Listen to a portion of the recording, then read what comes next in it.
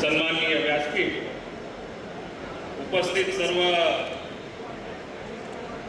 नगरसेवक बंधू भगिनी, पत्रकार मित्रांनो, नंदभाऊ, तुमचा परिचय करत असताना एक मात्र गोष्ट आनंदाची वाटली की एक सर्वसामान्य कार्यकर्त्याला आज महायुतीच्या माध्यमातून न्याय मिळताना खऱ्या अर्थाने दिसतो. एक तळागाळातला कार्यकर्ता ज्यावेळेला आमदार म्हणून आपलं सगळ्यांचं प्रतिनिधित्व करताना विधानसभेमध्ये किंवा विधान परिषदेमध्ये करताना येणाऱ्या काळामध्ये आपल्याला बघायला मिळणार आहे.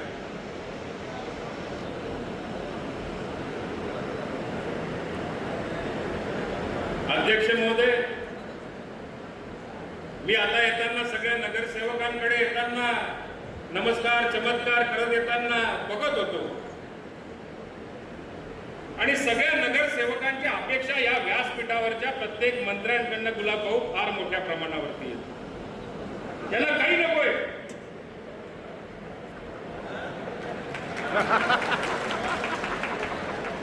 पण गुलाबभाऊ तुम्ही या जिल्ह्याचे पालकमंत्री आहेत, याच्यामुळे तुमच्याकडनं सगळ्यात जास्त अपेक्षा आहे. कारण हे सगळे नगरसेवक गेल्या 10 वर्षभर कष्ट 10 वर्षापासून कष्ट करत होते. कोणी तेलाचा डबा आणत होतं, कोणी तुपाचा डबा आणत होतं, मोतीमध्ये जात होतं, कोणी झोऱ्यावर उचलत होतं, कोण काय काय करत करत बिचारे नगरसेवक आज या खुर्चीवर येऊन बसलेले. ते स्वतःला फार भाग्यवान समजतात की 10 वर्षानंतर आज आम्हाला या खुर्चीपर्यंत यावं लागलं, अतोनात कष्ट करावे लागले आणि अतोनात कष्ट केल्यानंतर आज आम्हाला मतदानाचा अधिकार आहे. त्यामुळे प्रत्येक नगरसेवकाने असं ठरवलेलं आहे, सकाळी उठल्यानंतर 10 वाजेच्या आत आंघोळ केल्यानंतर मस्तपैकी प्रत्येकाने आपापल्या कार्यालयात जाऊन तिथून मतदानाची प्रक्रिया 10 वाजेच्या आत करायची ठरवलेली आहे.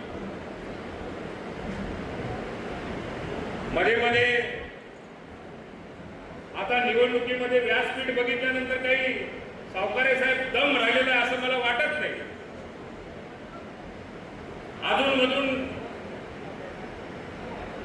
डरकाळ्या आम्हाला ऐकायला येतात, पण अध्यक्ष महोदय त्या डरकाळ्या काही वाटत नाही, तो फक्त डरच निघाला. आता डर म्हणजे तुम्हाला कदाचित कळणार नाही, आमच्या जळगाव जिल्ह्यातल्या लोकांना डरकाळीच्या जागेवरती डर होता असं प्रामुख्याने आमच्या जळगाव जिल्ह्यातल्या लोकांना समजतं. तुम्ही त्याचा अर्थ हाच काढला पाहिजे की डर म्हणजे भीती, अशी भीती वाटत होती डरकाळी फोडल्यानंतर, पण तशी काही आता दिसत नाही.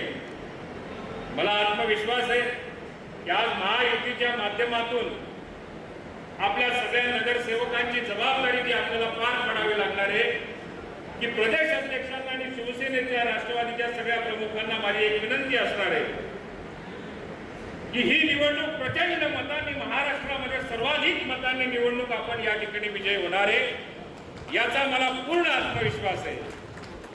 पण गिरीश भाऊ, तुम्ही गुलाबभाऊंच्या कानामध्ये एक गोष्ट मात्र नक्की सांगितली पाहिजे, गुपचूप सांगा, उघड सांगा, कशीही सांगा, 18 तारखेनंतर मात्र सगळ्या नगरसेवकांना सारखी वागणूक देतील, सगळ्या नगरपालिकांना सारखं घेऊन जातील असं आश्वासन गुलाबभाऊंकडनं तुम्ही वधवून घ्या, अशी माझी आपल्याकडनं अपेक्षा आहे. परत एकदा नंदू महाजनांबरोबर मी अनेक वर्षापासून त्यांच्या सोबतही काम केलेलं आहे, त्यांच्या सोबतही राहिलेलो आहे. एक मनमिळावू स्वभावाचा व्यक्तिमत्व आज पक्षाने, भारतीय जनता पार्टीने त्यांना दिलेलं आहे. त्याचा उपयोग महायुती करता सुद्धा तुम्ही कराल अशी तुमच्याकडनं अपेक्षा करतो आणि थांबतो. धन्यवाद.